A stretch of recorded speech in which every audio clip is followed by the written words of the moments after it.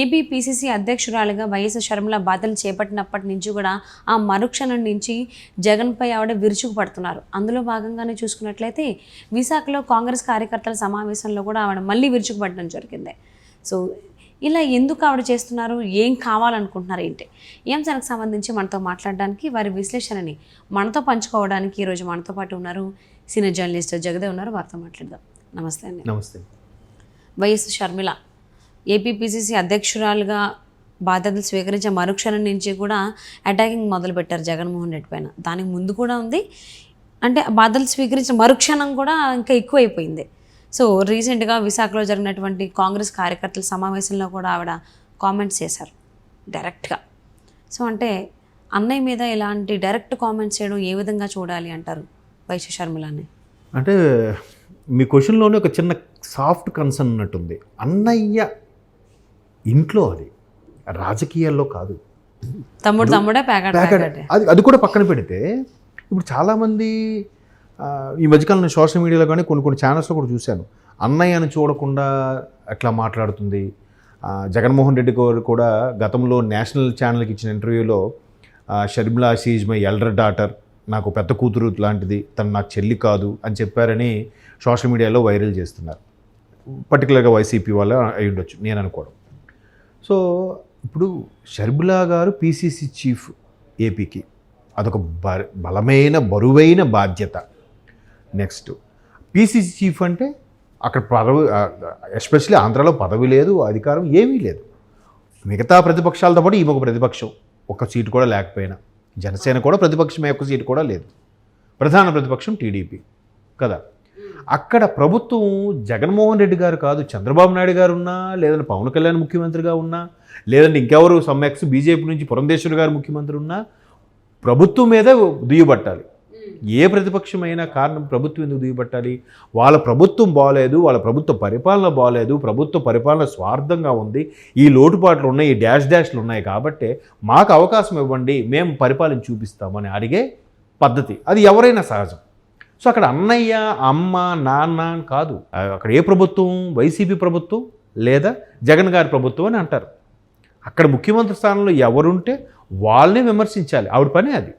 ఆవిడే కాదు, ఎవరైనా సరే. ఎక్కడున్నప్పుడు ఏం చేశారు? తెలంగాణలో వైఎస్ఆర్ తెలంగాణ పార్టీ పెట్టినప్పుడు కూడా కేసీఆర్ గారు విమర్శించారు, రేవంత్ రెడ్డి గారిని విమర్శించలేదు, లేకపోతే అసదుద్దీన్ గారిని విమర్శించలేదు, లేదా బండి సంజయ్ గారిని విమర్శించలేదు. ఎందుకు చేయలేదు? ప్రభుత్వం ఎవరిది ఉంటో వాళ్ళ మీద విమర్శిస్తారు, అది కామన్. అది అక్కడ పైగా ఇప్పుడు పీసీసీ చీఫ్ మళ్ళీ పార్టీని సమాయత్తం చేయాలి, పార్టీ ఏదైతే ఆంధ్రాలో తుడిచిపెట్టుకుపోయినట్టు అయిపోయిందో, ఏదైతే పడిపోయిందో దాన్ని కాస్తైనా పైకి లేపే ప్రయత్నం చేయాలి. ఈవిడైతేనే పైకి లేస్తుంది, ఈవిడైతేనే మళ్ళీ ఓటింగ్ పర్సంటేజ్ పెరుగుతుంది. ఎందుకంటే గత 2014-19 గట్రా చూసుకుంటే 100 కన్నా తక్కువ ఓటింగ్ వచ్చిందని కూడా దారుణంగా విమర్శిస్తున్నారు కాంగ్రెస్ని. ఇంకా 101.33 ఎంతో వస్తే ఇది 1.28 వచ్చిందంట కాంగ్రెస్ ఓటింగ్ పర్సంటేజ్ కదా.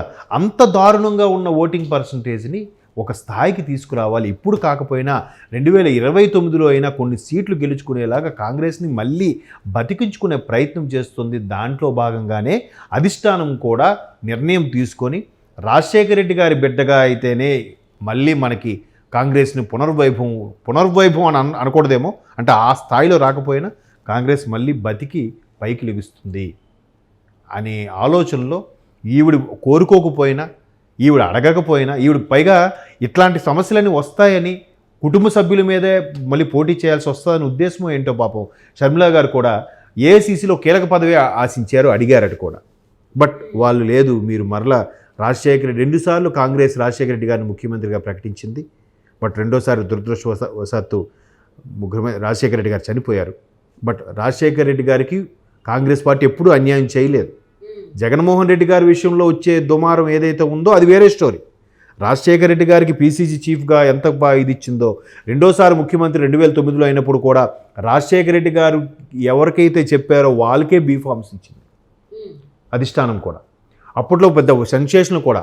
సుమారుగా 294 సీట్లు ఉమ్మడి ఆంధ్రప్రదేశ్లో అప్పుడు ఉంటే, నియోజకవర్గాలు బైఫ్రికేట్ అవ్వకముందు 294 గాను కేవలం 77 స్థానాలు 87 స్థానాలు కేవలం రాజశేఖర రెడ్డి గారు ఎవరెవరికైతే సూచించారో వాళ్ళకే ఇచ్చిందంట అధిష్టానం.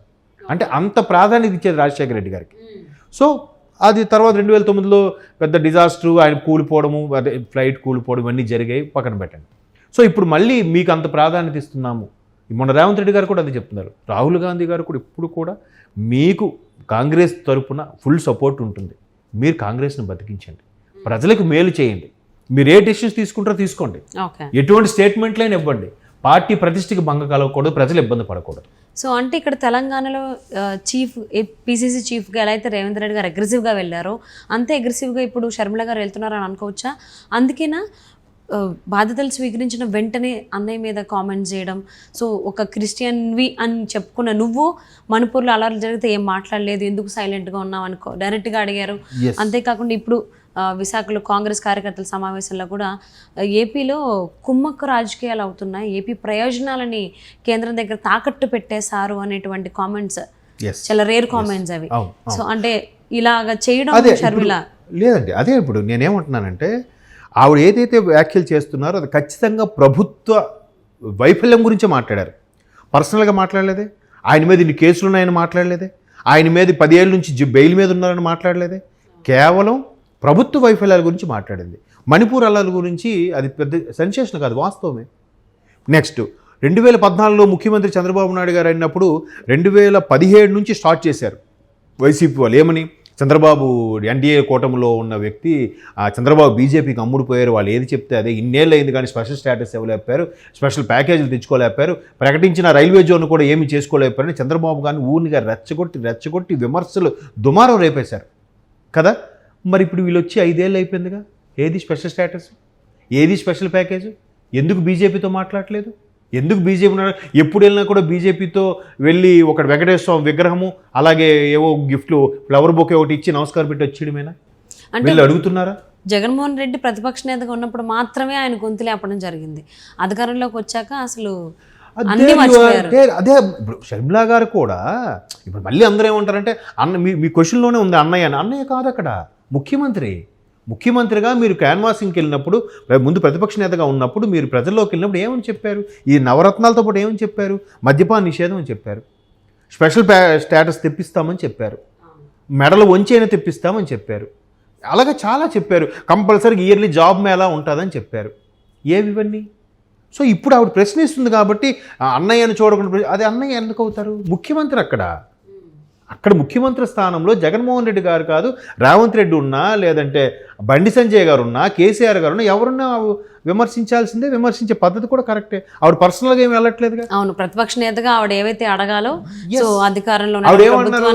మీరు ఇన్ని నేరం చేశారు, క్విడ్ ప్రోకో చేశారు, ఇన్ని లక్షల కోట్లు తినేశారని ఏమనలేదే. అలా అనలేదు. కేవలం ప్రభుత్వం సంబంధించిన వైఫల్యాలు మాత్రమే వేలెత్తి చూపిస్తున్నారు ఆవిడ. ఆవిడ అనేది వాస్తవమే కదా. ఒక క్రిస్టియన్గా ఉండి మీరు ఎంతవరకు న్యాయం చేశారు, లేదా దళితులకి ఎంతవరకు న్యాయం చేశారు, అవన్నీ రాసి పెట్టుకొని మరి పాయింట్అవుట్ చేస్తుంది. తప్పేముంది అందులో? Thank you so much for spending your valuable time with us, Jagadev గారు. Thank you.